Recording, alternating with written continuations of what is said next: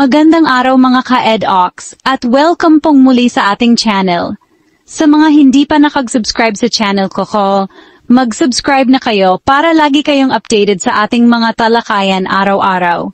At sa mga may gustong bilhin na kahit anong produkto with big discount, free shipping, place order ready na voucher, puntahan nyo lang yung home ng channel at hanapin ang store.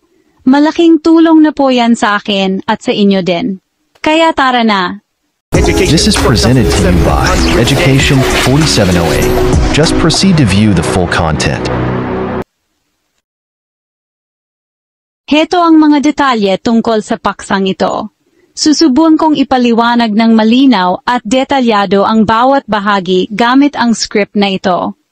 Nagsumite ang depensa ng kahilingan noong Agosto 8, 2025 na inilabas sa publiko kamakailan. May mga bahaging binura na nagsasaad na hindi raw karapat-dapat si Duterte na humarap sa paglilitis dahil sa problema sa pag-isip na nakakaapekto sa maraming bahagi ng kanyang utak. Partikular, sinasabi nila na ang kanyang kondisyon ay may malubhang problema sa memorya. Nahihirapan siyang alalahanin ang mga pangyayari, lugar, tao, oras, executive function, pagpaplano, pangangatwiran, pag-alam sa oras at lugar, at kakayahang mabatuto ng bagong impormasyon. Sinasabi ng depensa na ang kanyang kondisyon ay lumalala at hindi na inaasahang gagaling, kahit pa may medical o psychiatric na tulong. Dahil dito, ginigiit nila na hindi siya makakasali ng maayos sa mga paglilitis. Halimbawa, para maunawaan ang mga kaso, payo, ebidensya, para kumonsulta sa mga abogado, para magbigay ng tagubilin, at kaya't ipagpaliban ng walang katiyakan ang mga paglitis. Kasama ang pagdinig para sa kumpirmasyon ng mga kaso, o kaya ay tuluyan ng itigil. Ipinagpaliban ng Pre-Trial Chamber 1 ang pagdinig para sa kumpirmasyon ng mga kaso, na orihinal na nakatakda sa Setyembre 23, 2025, para bigyan ng oras ang korte na suriin kung karapat-dapat ba si Duterte na lumahok sa mga paglilitis. Hindi agad tinatanggap ng prosekusyon ang mga konklusyon ng depensa. Sabi nila, kailangan pa ng masusing pagsusuri. Nag-uutos sila ng sarili nilang eksperto sa medisina at humiling din ng karagdagang medikal na pagsusuri. Ang posisyon ng prosekusyon ay hindi kailangan ng perpektong kalusugan ng pag-iisip para maging karapat-dapat humarap sa paglilitis. Kailangan lang na maunawaan ng akusado ang mga paglilitis sa pangkalahatan, makakonsulta sa abogado, at makasali ng maayos, ibig sabihin, ang legal na pamantayan para sa karapatan sa patas na paglilitis.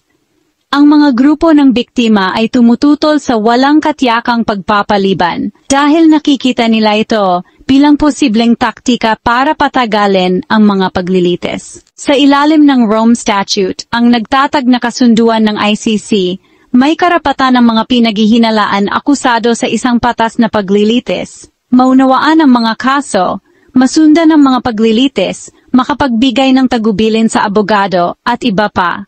Halimbawa, Artikulo 67.1. Karaniwan, humihingi ang mga korte ng medic-psychiatric na pagsusuri para malaman kung ang akusado ay medical, mental, na may kakayahang gawin ang mga gawain na iyon. Ang kondisyon ng cognitive impairment ay maaring maging dahilan para hindi siya maging karapat-dapat. Depende sa tindi nito at epekto sa mahahalagang kakayahang legal. Kahit na matanda na ang isang akusado o may mga kondisyong medical, hindi ito automatikong nangangahulugang hindi siya karapat-dapat. Ang pagiging karapat-dapat ay tungkol sa kakayahang umunawa at lumahok, ayon sa batas, hindi sa pagiging perpekto. Kung mapatunayang hindi karapat-dapat, maaring ipagpaliban ng korte ang mga pagdinig, suspindihin ang mga paglilitis, o sa napakabihirang kaso ay tuluyan ng itigil ang mga paglilitis, bagamat mas bihira ang huli. Ang mga pagkaantala ay dapat may sapat na dahilan at ang mga karapatan ng mga biktima ay dapat ding isaalang-alang. Ang kahilingan para sa pagiging karapat-dapat ay nagresulta sa pagpapaliban ng pagdinig para sa kumpirmasyon ng mga kaso bago ang paglilitis. Hindi pa nagbibigay ng pinal na desisyon ang ICC na hindi karapat-dapat si Duterte. May mga medical report na isinumite ng mga eksperto ng depensa at gayon din ng isang neuropsychologist na inutusan ng medical officer ng detention center ng ICC. Ibig sabihin, mayroon ng naganap na independiyenteng pagsusuri ng eksperto. Ngunit karamihan sa ebidensya, mga medical report, partikular na diagnosis ay binura, kaya limitado ang kaalaman ng publiko. Patunay, pasanin ng ebidensya, kailangang magpakita ang depensa ng kapanipaniwala, detalyadong medikal o ekspertong ebidensya na nagpapakita ng uri, lawak at epekto ng problema sa pag-iisip. Susuriin ng prosekusyon at mga hukom kung ang mga problema sa pag-isip na iyon ay pumipigil sa makabuluhang paglahok. Independiente, maraming pagsusuri. Gusto ng prosekusyon na magkaroon ng sarili nilang eksperto o mga ekspertong itinalaga ng korte para kumpirmahin ang mga natuklasan. Maaring pagtalunan ng isang ulat, madalas na nakakatulong ang independiyenteng kumpirmasyon. Oras at pagiging patas. Sinusubukan ng mga korte na iwasan ang walang katiyakang pagsuspinde dahil sa mga karapatan ng mga biktima at ang pangangailangan para sa mabilis na paglilitis. Kaya kung pinapayagan ang pagkaantala, karaniwan ay hanggat kinakailangan lamang. Ang ibig sabihin ng paglahok sa praktika, kahit may problema sa pag-iisip, kung masusundan ng akusado ang mga paglilitis sa pangkalahatan at makakonsulta sa abogado, maaring sapat na iyon sa legal na paraan. Mas mababa ang pamantayan kaysa sa perpektong pag-iisip. Posibleng pagbabago. Minsan, nagpapataw ang mga korte ng mga akomodasyon. Halimbawa, mas mabagal na takbo, karagdagang tulong, pinasimpleng paliwanag. Sa halip na ideklarang ganap na hindi karapat-dapat ang isang tao. Heto ang posibleng mangyari, depende sa takbo ng ebidensya at argumento. Makikita ng korte na karapat-dapat si Duterte na humarap sa paglilitis. Magpapatuloy ang proseso bago ang paglilitis. Magaganap ang pagdinig para sa kumpirmasyon ng mga kaso. Magpapatuloy ang paglilitis. Matatapos ang anumang pagkaantala kapag nasiyahan na ang korte. Makikita ng korte na hindi siya karapat-dapat. Maaring magdulot ito ng walang katiyakang pagsuspinde ng mga paglilitis o hindi bababa sa pagpapaliban hanggang kung sakali maging kayanan niya. Maaring hindi na mangyari ang paglilitis maliban kung bumuti ang kanyang kondisyon. Maaring magbukas ng argumento para sa pagtatapos ng kaso. Nagbibigay ang korte ng bahagyang pagiging karapat-dapat, kondisyonal na pagiging karapat-dapat. Maaring makita ng korte na kaya lang niyang lumahok sa ilalim ng ilang kondisyon. Halimbawa, may tulong, espesyal na akomodasyon. Maaring magpatuloy ang ilang paglilitis, ang iba ay pagpapapaliban. Pansamantalang tulong o pagsasaayos. Kahit na mapatunayang karapat-dapat, maaring makakuha siya ng mga hakbang para matulungan siya. Medikal na pangangalaga, mas mabagal na takbo, mas maraming pahinga, at iba pa. Mga EDOCs, ito ang simple kong pag-analisa ukol dito. First, legal na konteksto. Sa International Criminal Court IC, mahalagang matiyak na ang isang akusado ay may sapat na kakayahan upang harapin ang paglilitis. Tinatawag itong fitness to stand trial. Ibig sabihin, dapat malinaw ang pag-iisip ng akusado na unawaan niya ang mga paratang at kaya niyang makipag-ugnayan sa kanyang legal na koponan.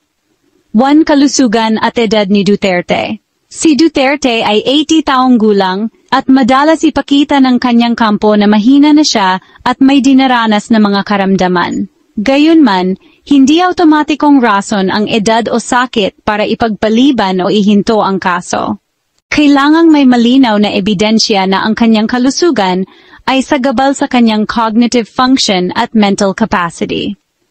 2. Argumento ng depensa.